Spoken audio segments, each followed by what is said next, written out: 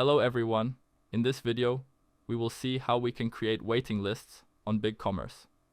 Let's dive in. Open up BigCommerce homepage. Now go to the Apps option in the side panel and click on it. Now to go to the Marketplace, click on the link that shows up.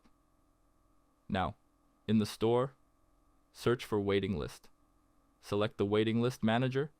You get a 14 days free trial and an upfront fees of $0.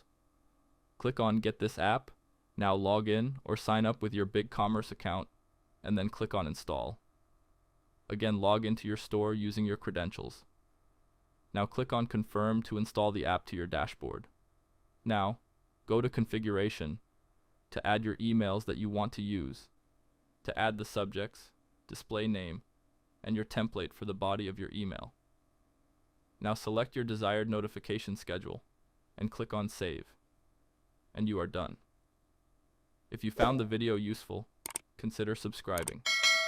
Thanks for watching, and I hope to see you again soon.